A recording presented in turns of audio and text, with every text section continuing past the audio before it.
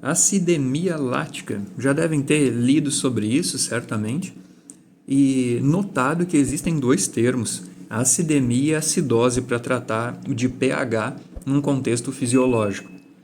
Na acidemia eu tenho uma alteração, um fenômeno ou algo que aconteceu que pode levar a uma acidose. A acidose é a caracterização da queda no pH do sangue. Então, a acidose eu tenho obrigatoriamente a queda no pH. A acidemia, esse fenômeno que ocorreu, pode levar à acidose. Ele pode ser um fenômeno fisiológico ou associado à intoxicação ou doença. Então, quando se fala em ácido lático, não é só o contexto fisiológico envolvido, não é só o contexto patológico relacionado a doenças, mas também intoxicações. Isso vai ficar bem claro aqui.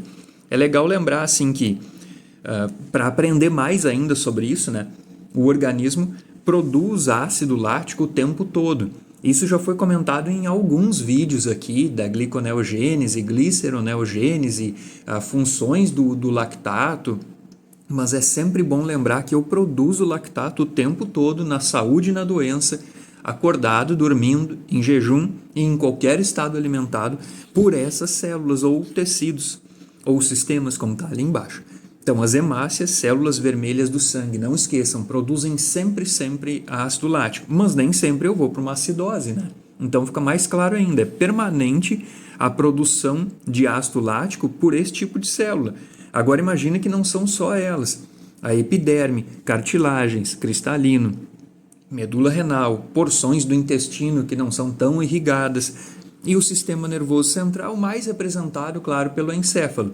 Então, fontes permanentes de ácido lático, e eu não estou indo à acidose, porque é óbvio que eu tenho um conjunto de tampões que vão funcionar muito bem. Então, a produção elevada de ácido lático, ou pelo menos o acúmulo dele, melhor dizendo, ocorre em algumas situações. Então, eu tenho aqui uma condição de acidemia, por exemplo, como eu vou falar depois em atividade física e outros contextos, mas não ocorreu acidose. Então, vamos seguir o estudo. Aí a atividade muscular anaeróbica é uma fonte fisiológica de ácido lático. Então, num contexto desses, eu chego a ter. Claro que depende da duração dela e depende da condição da pessoa também. Aí vai comparar um atleta com uma pessoa sedentária, né? Não tem nem graça. Aumenta a produção e a concentração de lactato e do próton a partir da dissociação do ácido lático. Então, o pH pode cair, mas a pessoa se recupera muito bem. Isso graças, repetindo, aos tampões químicos e fisiológicos ou biológicos que vão manter aí o equilíbrio do pH na circulação e que se fala o pH sistêmico. E falando em valores, em números, né, que é uma coisa que ajuda muito a guiar o aprendizado em bioquímica, uma acidose lática, ou seja, ocorreu a queda do pH devido a uma acidemia, nesse caso a acidemia lática, que é o foco desse vídeo, o ácido lático acumulou no sangue, rapidamente ele dissocia. Essa reação é reversível, como vocês sabem, mas a dissociação vai ser favorecida porque eu tenho aí um aumento na produção dele por algum motivo. Então, o que a literatura traz é que pode passar de 5 milimolar a concentração de lactato, mais tranquila, assim, a quantificação dessa molécula. E o pH, de acordo com esse aumento na concentração do lactato, indo a valores como 7,2 ou até abaixo disso. Então, aqui houve de fato uma queda no pH. Mas qual é a referência? Em torno de 7,4, é aquilo que a gente sabe que é o fisiológico. Fica numa média aí 7,35, 7,5, vai variar um pouco. Para ocorrer um acúmulo de ácido lático, eu posso ter um aumento na sua produção. Geralmente isso como consequência de um aumento na razão NADH-NAD. Aqui eu coloquei de maneira mais geral e já tem um exemplo embaixo do que essa razão NADH-NAD vai fazer com que o ácido lático apareça em maior concentração. Dentro da mitocôndria, a piruvato desidrogenase consome o piruvato, transformando ele em acetilcoenzima A. Lembra que aqui ele tem 3 carbonos, vai uma molécula que é um acetato ativado, que eu falo. Então ele perdeu um carboninho e nessa reação eu produzo NADH dentro da mitocôndria. A lactato desidrogenase, principalmente no citoplasma, converte NADH em NAD com a redução do piruvato, que vai a lactato. Então, se eu tenho um aumento na razão NADH-NAD, dentro da mitocôndria tem um efeito inibitório sobre a piruvato desidrogenase e no citoplasma tem um estímulo sobre a lactato desidrogenase. Se eu, por acaso, tiver esse aumento na razão, então celular de NADH-NAD, dentro da mitocôndria, inibindo o consumo de piruvato na reação da piruvato desidrogenase, eu vou ter uma diminuição na produção do ATP, porque essa reação é importante para iniciar o ciclo de Krebs, quando o acetil-CoA condensa com o oxaloacetato. Então, obviamente, vai dar uma diminuída na habilidade de a mitocôndria produzir ATP. Proporcionalmente, com essa queda na produção mitocondrial de ATP, eu tenho um aumento na concentração de adenosina monofosfato.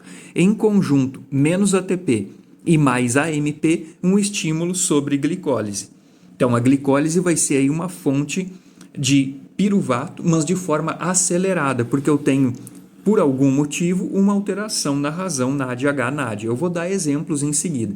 Então, a mitocôndria menos funcional, célula mais dependente de glicólise para produzir ATP, e essa glicólise agora superestimulada, lembrando que a queda na produção do ATP leva à diminuição na concentração do ATP e um alívio na inibição que ele exerce sobre a glicólise lá na PFK1, fosfofrutossinase 1. Junto um aumento em AMP, que estimula a mesma enzima, então diminui a concentração de um efetor alostérico negativo e aumenta a concentração de um efetor alostérico positivo. Então isso é o básico, né, da regulação de atividade de enzimas e o básico da regulação da glicólise, coisa que já tem aqui no canal vídeo sobre a interpretação da regulação da via, que é coisa raríssima aqui no YouTube, completinho do jeito que está. Então, é esse hiperestímulo sobre a glicólise, favorecendo aí a produção de lactato, que eu coloquei aqui como um ciclo vicioso. Piruvato aparece aí no citoplasma, desse lado aqui eu tenho um prejuízo causado pela NADH-NAD elevada, e aqui um estímulo. Prejuízo porque a gente vai entender melhor ainda por que isso é tão ruim. Eu posso produzir ácido lático e, consequentemente, lactato de maneira mais rápida, e eu também posso ter um problema no consumo dele. Consumo, em algumas circunstâncias, como no jejum, estimulado aí no fígado e no córtex renal, para que eu use o lactato como um precursor na gliconeogênese, também na gliceroneogênese, quando eu falo em fígado.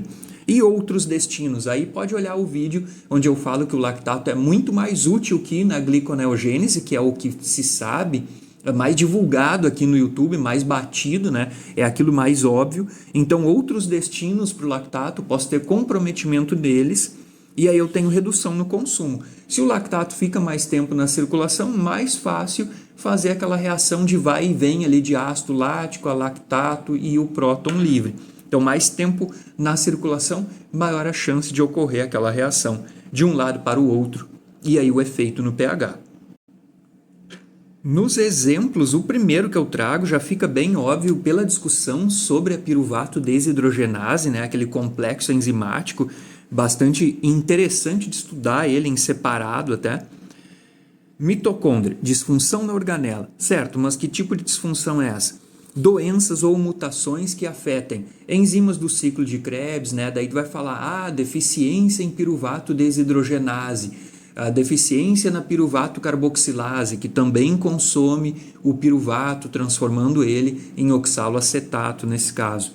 Deficiência em subunidades de complexos da cadeia transportadora de elétrons. Deficiência no complexo 5, qualquer coisa que afete, portanto, a fosforilação oxidativa. Aí eu tenho um menor rendimento da mitocôndria. Qual vai ser a outra fonte de ATP que a célula vai procurar por alívio na inibição dessa via? A glicólise. Então, a glicólise vai produzir mais piruvato por um aumento no consumo de glicose e o piruvato aumentando a oferta dele e a mitocôndria não trabalhando adequadamente em uma circunstância dessas, maior aí a chance de eu formar o ácido lático e a dissociação dele para entrada aí na acidemia e na acidose. Queda na oxigenação, por qualquer motivo que seja, né? Já vou dar um exemplo depois de algo mais grave, como em hemorragias, né? Até já vou falar. Então, a queda na oferta de oxigênio afetando a função da mitocôndria. Isso aqui mais para o lado patológico, alguma intoxicação, como por monóxido de carbono. Queda na concentração de ferro. Mitocôndria depende muito de ferro para que funcione adequadamente. Não é só a hemoglobina para levar o oxigênio até lá, não é só a mioglobina para armazenar o oxigênio na fibra muscular, mas a função da mitocôndria pela transferência de elétrons na cadeia transportadora de elétrons, o citocromo C, centro ferro-enxofre, coisa do tipo, estaria prejudicada, então, numa anemia ferropriva. Aqui vem esse tipo de exemplo. Deficiência de tiamina, né? A tiamina pirofosfato, que é uma coenzima da piruvato desidrogenase e de outras enzimas aí que são mitocondriais. Então, tu tem aqui uma lentificação, um prejuízo do metabolismo, do uso de combustíveis. Aí a mitocôndria fica de maneira geral, assim, afetada quanto a importância que ela tem como fonte de ATP. Intoxicação mitocondrial. Pode botar fármacos aqui na lista, pode colocar poluentes, drogas lícitas e ilícitas que afetem a função mitocondrial. Sobre intoxicação também tem vídeo no canal, aqui raridade aí no querido YouTube, falando sobre intoxicação mitocondrial, que é uma coisa que inclusive eu trabalho na pesquisa. Já deve estar surgindo na memória aí o etanol, né? Intoxicação por ele, principalmente durante o jejum, levando ao aumento na razão NADH-NAD, tanto no citoplasma quanto na mitocôndria. O que isso faz? Como no vídeo que também já está publicado aí sobre metabolismo do etanol, inibe a gliconeogênese, que transforma lactato e outras moléculas que não são carboidrato na glicose. Então, gliconeogênese inibida pela elevação na razão NADH-NAD induzida aí pelo metabolismo de etanol. Mas aí eu já falo em intoxicação porque eu vou entrar em acidose. Eu não falaria em intoxicação se eu não entrasse em acidose, hipoglicemia, risco de hiperamonemia. Então, a situação de intoxicação é já dizendo que existe um ou mais efeito nocivo. Então, tem problema. Em hemorragias também, dependendo da gravidade, pode ser hemorragia interna, não só perda de sangue assim para fora do organismo, né? Diminuindo a entrega de oxigênio aos tecidos. Então, há casos, até deixei escrito aqui, porque é algo que, para quem realmente entende pH, isso aqui é alarmante, que o pH vai abaixo de 7,2, o pH arterial. Então, uma hemorragia diminuindo a oferta de oxigênio para as células e elas sendo obrigadas a produzirem ATP pela glicólise. A referência, né, de pH é em torno disso para o pH fisiológico. Se fala em mitocôndria, fala em oxigênio, nas enzimas, nas coenzimas e também, é claro, em doenças respiratórias. Se eu tenho menor área pulmonar útil por qualquer distúrbio que seja, infecção, inflamação, poluentes, qualquer agente que seja grave em relação à saúde pulmonar, eu tenho uma consequência grave no metabolismo de gases, dá para se falar, na captação do oxigênio e na eliminação do gás carbônico. Lembrando que aqui eu afeto o mitocôndria e com esse sujeito diretamente afeta o pH. Porque quando combinado com água ele vai a ácido carbônico, dissocia e afeta o pH. Então é um efeito mais indireto, não direto sobre a acidemia lática ou acidose lática quando de fato o pH cai. Então esses são exemplos, não são as únicas causas, mas já é um vídeo que serve como uma compilação, um guia para quem se interessar por esse assunto. Então obrigado por ter assistido e até mais.